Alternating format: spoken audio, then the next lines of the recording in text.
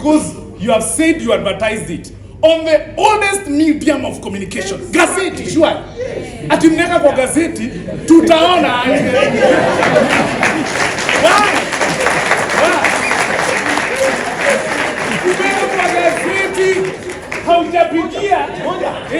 Wameka kwa gazeti and the bill is about internet. Yeah. What the hell? Tuongee mambo ya kompyuta kwenye gazeti. Tuongee mambo ya simu harassment kwa gazeti mwesh. Wacha mambo ya gazeti kuona inapaka. Tunasema hivi, kwa sahi kuna Ministry of Youth, Sports, alafu tukahangiwa hapo kama kale kaaninika kuangusha ratili. Creative economy. Really? You are discussing us na hata hatuna ministry. Hatuna creatives, hatuna ministry. Youth, sports, creative economy. Sisi tumehang hatuna PS, hatuna PS, hatuna secretary, hatuna board, hatuna council, hatuna fund. Yet you are making laws about us. Is that really logic? No. Sisi wote tuko online. Okay. Munajua hiyo online yetu tunahitaji mahali sisi Am I not communicating to you guys? Why are you not using me to communicate? Enda uambie mheshimiwa Rais, tunawatuma wabunge wangapi? 4. An engagement, and probably it is also in order to just appreciate the efforts that are coming up from the panel, because I've sat here and listening to the discussion, quite a robust discussion. Let's appreciate them with a round of applause. Allow me to also say that I'm grateful to be in this sitting, especially to meet old friends. Obinna, great to see you again. Mwakideo, you're doing a great job. Why? Great to see you here. And please don't misinform us. We are talking about misinformation. Wakili, you've done a great job informing the country. And Mheshimiwa, congratulations for having a bill under your name. Let me start by saying that this panel could have done justice to our audience to first explain what we are discussing here. Because when I listened to YY, we needed an introduction to know what it is that we are discussing here. We are discussing a piece of legislation that was assented to the president a week and a half ago. This piece of legislation is an amendment bill. It comes to make amendments to a bill that has existed since 2018. In 2018, I was part of the people who coined the Kenya Computer Misuse and Cybercrime Law. So the law has already been in operation. When we passed it in 2018, there were activists who had issues with the bill, and they took some clauses to court. Those clauses were suspended. The court canvassed the issue of the suspended clauses and confirmed that those clauses are constitutional. And so those clauses were reinstated and they are law. Recently, the Honorable Adan Daud Mohammed, in his own motion, doing what the people of his constituency sent him to do in parliament, saw some gaps in the law of 2018. And he brought amendments to my committee. These amendments were seeking to do a number of things. Okay. Let me mention what they were doing. The amendments were seeking to protect our country against the misuse of a device or a computer system to use it for 1, child pornography, 2, child trafficking, 3, extremism and culticism. So all Honorable Daud is saying in this amendment, can we make a law in Kenya that stops anyone from perpetuating child pornography? Is there anything wrong with stopping child pornography? Ama come to hapa and support child pornography? Iko shida ya kusimamisha kutumia kifaa for terrorism. Kuna shida hapo? Kuna shida ya kusimamisha mtu kuanzisha a cult na kumobilize watu wakitumia simu ili kuwapeleka Shakahola. Is there anything wrong with that? I think it is important first to establish what we are discussing. The second thing I want to mention is what Wakili said on TV. This gentleman, I would like for you to listen to his submissions when he was on NTV in the morning one day. He said to us, if you want legal information, the last place to get legal information is social media.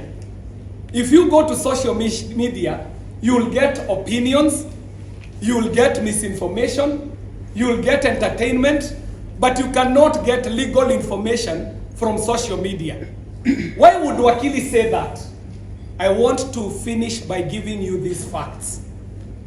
Fact number one, today, Kenya is leading on the use of OpenAI and especially ChatGPT. We are leading in the world on the use of ChatGPT, meaning that on social media, you might find an opinion. You think that MC Jessy has typed that opinion, but all he did, he went, prompted OpenAI, OpenAI gave him a response, akapost kwa social media. But that response is only as good as the prompt that he put in. When I was teaching computers as a young man, there was the first law, and the first law in computing is GIGO. Garbage in, garbage out. If I tap on OpenAI, a prompt, it will respond exactly as I had prompted.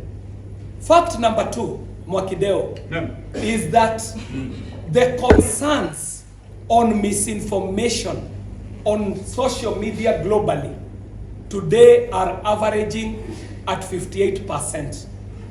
Meaning that out of 10 posts that you will see on social media, there is a concern on misinformation on around 6 of them. So globally, the concerns on misinformation on social media are at 58%. Do you know what the average is in Kenya? Udadisi unadhibitisha kwamba concerns on misinformation on social media in Kenya are averaging at 83%. 83% concerns on misinformation on social media. Meaning that if there are 10 posts on social media in Kenya, if the percentage is 83%, the concerns on how many posts? Almost 9. Almost 9. So when Wakili says that the place to get information on facts is not social media, he's right.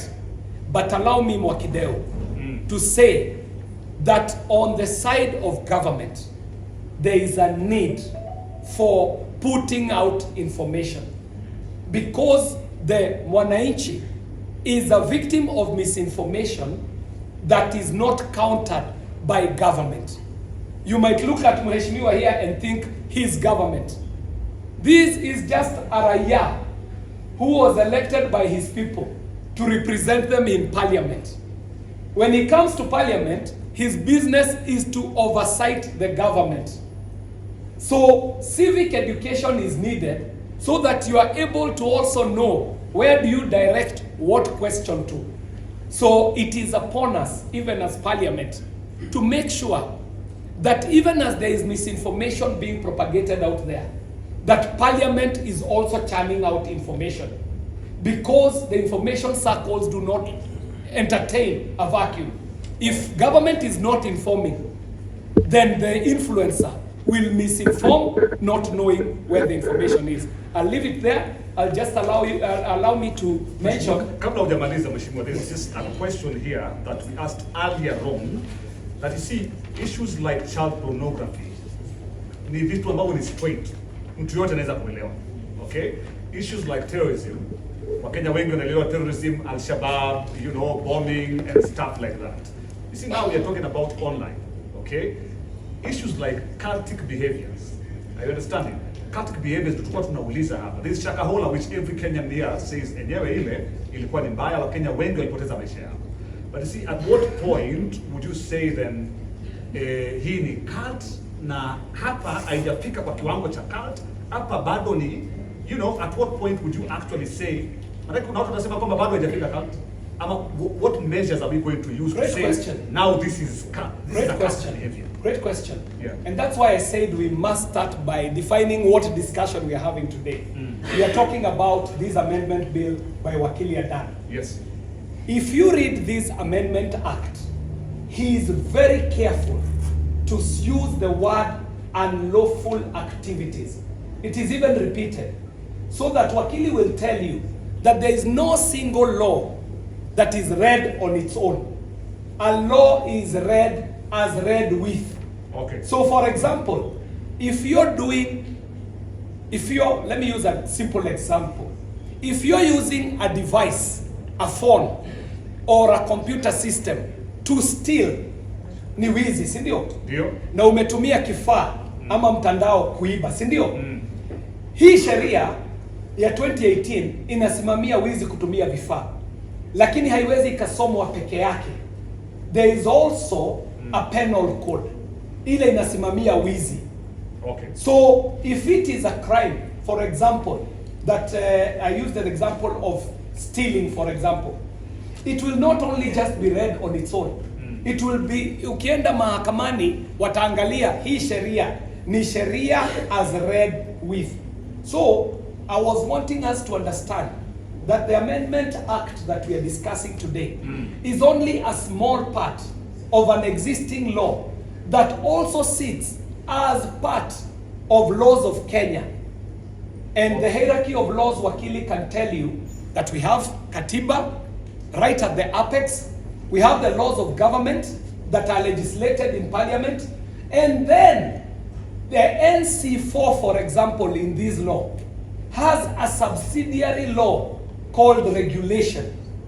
And even NC4 itself cannot make regulations and pass them without mwananchi kuhusishwa, without public participation, and ultimately hata akitengeneza hizo regulation lazima zitarudi bungeni to the committee of delegated legislation. Alafu hakuna sheria ambayo itanifanya mimi nichome nchi ati kwa sababu imepita bunge. Hata wajumbe wakawa na nia mbaya, hiyo intention ambayo YY anasema, even if they had the worst intention, a democracy's architecture ni kwamba hiyo sheria tuseme, which is very unlikely, tuseme ati wajumbe walienda wakapanga njama wakapitisha sheria mbaya. Our democracy has checks that ensure that if a law was passed in parliament and it was unconstitutional, it is not the end of the world. Any Kenyan can go to court and challenge it, and itapigwa msasa, and it will be checked according to its merit to the laws of Kenya and the constitution of Kenya. Okay. So we cannot be making that every law ikipita is a crisis in Kenya. This man is employed by the people in his constituency to make laws. Okay. But he does not make a law in a place where he has no checks. The river has its river banks that ensures these are the parameters within which to pass a law. Alex Makideo, in my committee of communication, information and innovation, I have a gentleman here who has been doing a great job informing Kenyans on what is in this law. His name is Honorable Bernard Kitur. Kijana mdogo, mpigieni makofi tafadhali. Honorable Kitur, Makideo, umruhusu nafasi moja tu. Mheshimiwa, naona umechukua kazi yangu. Tulikuwa na wewe kwa studio Makideo, tulifanya hii kazi pamoja. Lakini Obinna akawa mzuri zaidi kwa hiyo kazi. Yes. Wewe ukazidisha zaidi. Okay. Sasa mimi nikatoroka hiyo kazi nikaenda kutafuta kazi nyingine. Alright. Swali kwako. Yes. Before to continue kidogo, can we agree that the government is not doing a very good job in communicating to the people? That is why you find that the information that we have and also the mistrust that the citizens have with the government is because of lack of information from the government side. For example, when this bill was passed and it was signed into law, a lot of Kenyans are asking, why the rush? That day we lost someone very important to the whole world. Then the president was like, well, like, why couldn't you wait? Why the emergency? Secondly, people are asking, is it the responsibility of the citizens to follow the government and ask them, hey, what are you doing, Ama? Is it the responsibility of the government to let the citizens know? Now, this one, Wakili, will help most of us with. For the government to go like, guys, we are doing ABCD. We have a few people we have elected, the members of parliament, to represent us and to oversight the government. But most of them, we know clearly they're not doing a very good job. So most of the time, you find the other people who are now oversighting the government are now influencers, bloggers, most of us who don't have expertise in certain areas. That is now where you find out there's this miscommunication. Today we were here to discuss the whole bill. But we got here, even when we started, before you arrived, I even told Mheshimiwa from I told him, hey, you metupatia handball, because this handout that we have here is not the whole thing. You see, for example, we're talking about the NCC answering to NSAC, then NSAC answering to the president. We're like, where's the judiciary? But now we've come here, now that is not here. This is just about misuse of this, child pornography, and now the extremisms. So it's just been narrowed into something very small. That's why Obinna started by defining what we are doing here. So we haven't figured We out. were talking about the amendment by Adam. Okay. When you come to the issues of NC4, they're within the amendment that he has done. And what you have said is not exactly true, Obinna. That Adam cannot make NC4 act extrajudicially. They cannot make NC4 become the police, the courts, and even the jailer. If you read part 6, which has to do with what you're talking about,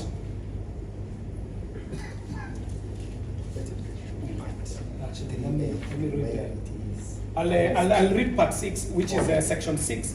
So, Honorable Adam proposed, it was canvassed, public participation happened, and it was debated in Parliament, and it was agreed that section 6 of the Principal Act is amended in subsection 1 by inserting the following new paragraph immediately after paragraph J, where it is proved that a website or application promotes unlawful, meaning that there are other laws that dictate what is lawful and what is unlawful.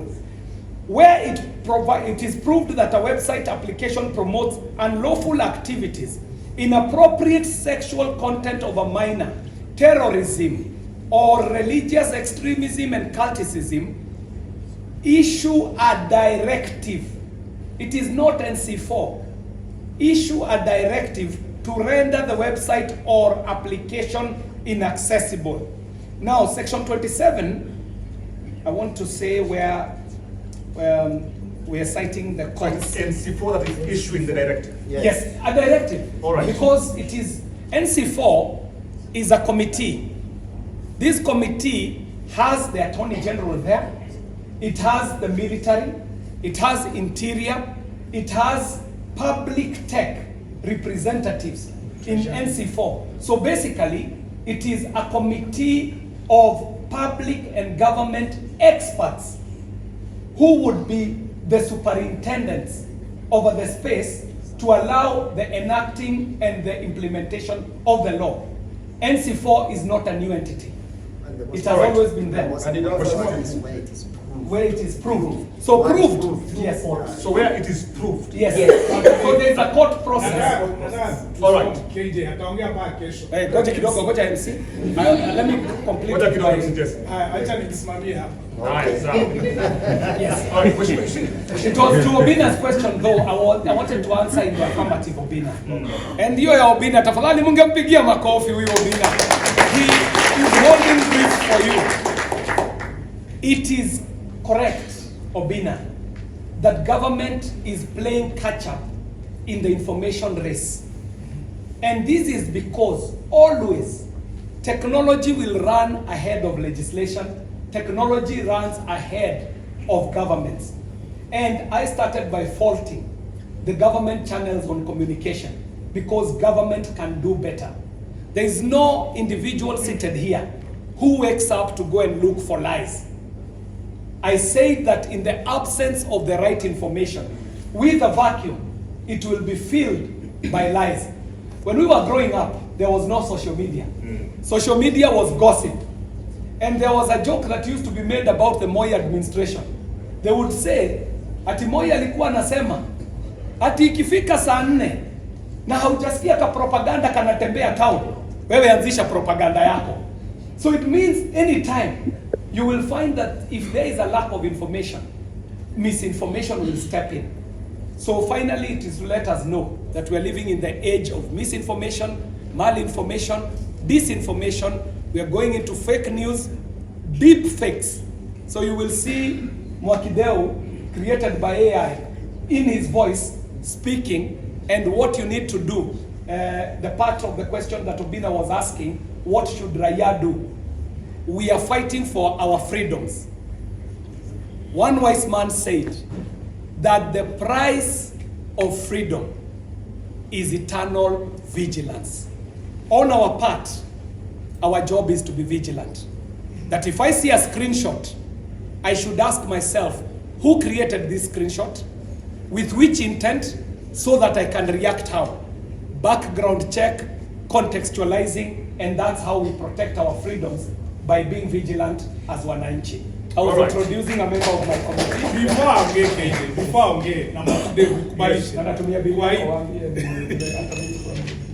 please. Kwa hii story ya KJ, Yes. Pole imeniwasha sana. Okay. Imeniwasha. Huyu ni mbunge. Jalas ni mbunge. Huyu Mgale hapa naye ni mbunge, si ndio? Obinna has just raised a very pertinent issue. Yes. Misinformation. Umeiguzia na ukaiongelea kama MC, not kama MP. Ukasema there is a need. Yes. But these are our lawmakers. Huyu ni lawmaker ashafanya yake. In fact, excuse, amefanya yake ndio tuna discuss leo. Hawa ni wetu tumewatuma kutoka Nairobi. You know very well there's misinformation, KJ. Jalas, you know there is misinformation. E-bill, waiwaya amesema si mbaya, lakini hatujui vile imeletwa. We have creatives here. Sisi tuko. This is the new age of communication. If you don't use us, if you don't use the Dimato, come under Tutumia, we'll be back here again discussing this. And we should not give this as a suggestion, Wakideu. Ati we should. No, we are not going to shoot again. What we need is done now. For example, why are we having this thing? Because a creative called Mwakideu thought about it, akatupigia, tukasema tukakuja. Sasa ile sisi tuliconfirm tukakuja, ndio wakili wako confirm. Unaona? Kama angetupata sisi angeitawa. Alafu mwesha kaamua wewe mna discuss kitu yenye sisi mimi siko, acha nikuje. Una understand? So the creative sisi tuko na a very big chunk of mediums of communication. Obinna every Monday akikaa hapo anaweza chambua hii bill na ikue. Anaweza ichambua mpaka ikue mbaya ama ichambue ikue poa. Waiwaya ataweka comedy show. Aichambue na aichekelee mtaka kama wajinga. Lakini you are the members of parliament who want to send you now to the person who has sent this bill into law. That is His Excellency, the President, Dr. William Samoei Ruto. Please, you guys talk to him daily. Hii forum, munaone kikaaje, ni mzuri si mzuri? Itatusaidia. Why can't you go and tell him tumekataa afanye hivi kwa sasa? Aamue hii bill tuitembeze country mzima. Exactly. Wacha tuende asikie. Tusifanye hapa Nairobi panari tumalize. There are many people who are not here. Yes, they are watching us, but wengine hawana bundles. Let's go to Mombasa. Tutaongea, mimi nitajitolea Mwakideu. Okay. Wacha akue host. Okay. Obinna anajulikana ataenda, waiwaya ataenda. Mimi nitaenda. Tuende Mombasa, tuende Kisumu, tuende by the time tunamaliza kwa sababu mbunge wetu tutakuwa hapo ukiexplain hii bill. Tuende na wakili mwingine. Then after that tuwapatie nini tunasema. Because you have said you advertised it on the oldest medium of communication. Gazeti, sure. Ati mneka kwa gazeti, tutaona. Why?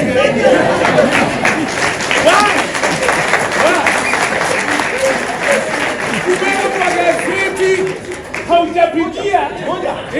wameka kwa gazeti and the bill is about internet. Yeah! What the hell? Tuongee mambo ya kompyuta kwenye gazeti. Tuongee mambo ya simu harassment kwa gazeti mwesh. Wacha mambo ya gazeti kuona inapata. Tunasema hivi, kwa sahi kuna Ministry of Youth, Sports, alafu tukahangiwa hapo kama kale ka kuangusha ratili. Creative economy. Really? You are discussing us na hata hatuna ministry. Hatuna creatives, hatuna ministry. Youth, sports, creative economy. Sisi tumehang hata hatuna hata PS, hatuna PS, hatuna secretary, hatuna board, hatuna council, hatuna fund. Yet you are making laws about us. Is that really logic? No. Sisi wote tuko online. Munajua hiyo online yetu tunahitaji mahali sisi Am I not communicating to you guys? Why are you not using me to communicate? Enda uambie mheshimiwa rais, tunawatuma wabunge wangapi? 4. Amwezi shindwa. KJ, waraba hali yake umuongeleshe Kisomali na wewe uongee Kitale. Na wewe jana tuambie Kenya mzima tusiende? Tuende. Tuchague chairman wao wabunge mwenye atapeleka hii kitu. Kwa sababu leo hatutapata solution, hatutapata solution. Huyu akuwe chairman. Yeah. Ambie rais atufanye tukembe Kenya mzima. Yeah. Haya shika. Chairman huyu hata. Thank you so much Jessy. Unajua kuna wakati hata inanishindaga kuongea kama mbunge nikiwa nao watu hapa. But the truth is, even me as a first time member of parliament, I get to learn a lot of things every single day. And I used to sit on this side and everything that I used to do was to criticize even before I read it. As you speak, this bill is a bill of 2018, meaning ni kitu imekuwa. What has been done by Mheshimiwa from Wajir is amendment yenye ameongezea pale. But ungeona pale mtandaoni vitu watu walikuwa wameshaandika, ilikuwa ni gava size itakuwa inaingia kwa simu yako, itakuwa inajua una 20 million utakuwa unapigwa fine, sijui ukiongelesha demu yako aje. Ukimwacha sijui fare ukitumiwa fare ukose kwenda. Kulikuwa na mambo mob. But the truth is, such forums must go on again and again and again, so that we are able to tell people, and they should happen even before a bill is passed, so that this is the kind of public participation that we should be having. Okay. Now that you've sent us, and the closest person to His Excellency the President is the MP here for Wajir, and also KJ, and also huyu ndugu yake huyu. Sisi tutaenda, propose that we continue having forums like this again and again, so that we can demystify some of these issues. Thank you so much. Mheshimiwa Kituru, is the chairperson. Wananchi, this is a good forum for engagement. And I think the idea that MC Jessy has is a great idea, that if there is misinformation on this bill, creatives are a great avenue to take the information to the country. Pigiani Jessy makofi. The only point is that even as we are making good suggestions, we should not misinform. There is a place for the artists in communication. For example, what you're suggesting. The thing about platforms where these notices are put, these notices are put on the platforms as is stipulated by law, so that it is measurable. If you put it online, the measurability of it is near impossible. Think about it this way, Obinna. The platforms that we are using to stream this event live. Yes. Chances are none of those platforms is built by Kenyans. Those platforms are not our own. I will not name them by name. If you're streaming live, you know where you're streaming live on. Chances are that that company sits in Silicon Valley. Probably it does not even have an address in Kenya. So that the law looks at how are we able to prove that you announced what you announced? If you announced it on a platform you do not know, kesho izimwe, mutaprove aje you have announced. So the law, as it sits today, provides that before you pass a law, there should be public participation.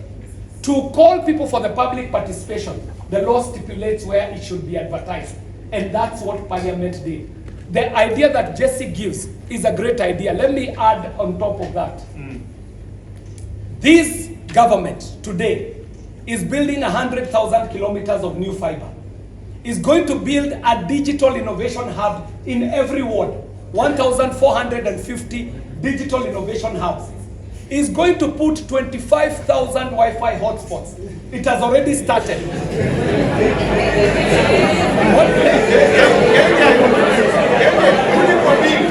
I know. Order. Remember, guys. Remember. Okay. Remember, you are many and I am alone.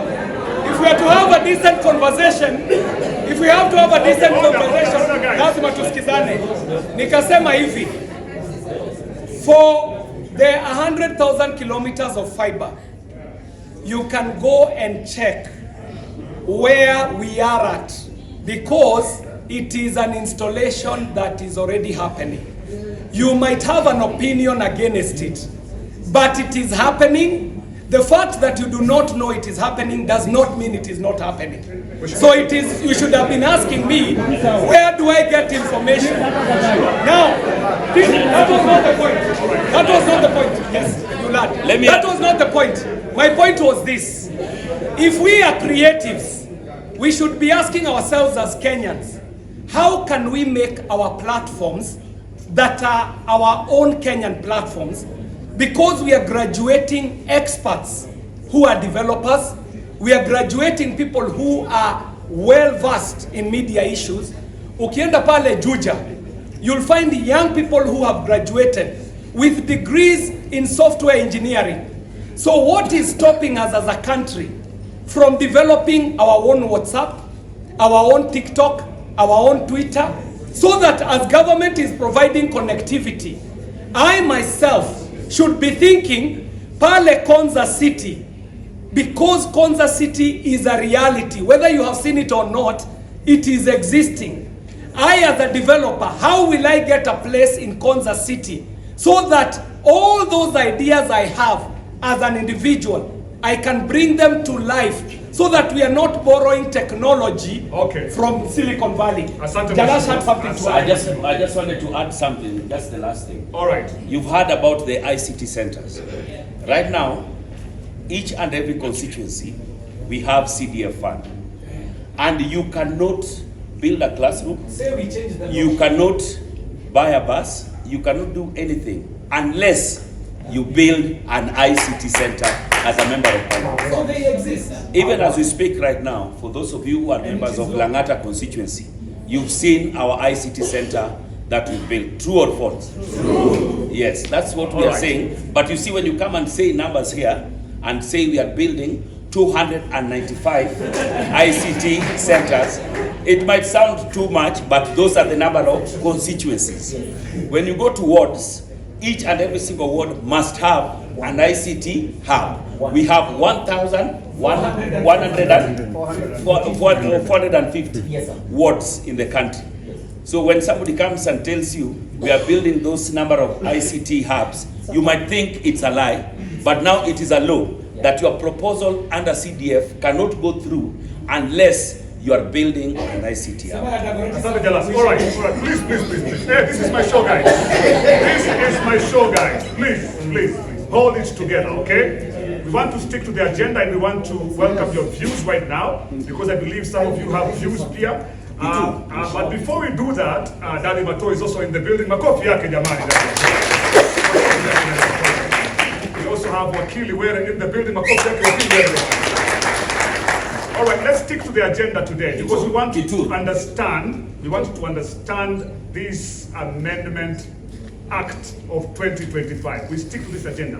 One thing that is clear here, Mheshimiwa Jalas, Mheshimiwa Kiari, one thing that is clear is that you see all the numbers you're saying here, like Obinna said, information. Information ikiwa kwa gazeti, hawa watu waioni. You see all the things you're saying here, watu wanashtuka. Because probably information inawekwa mahali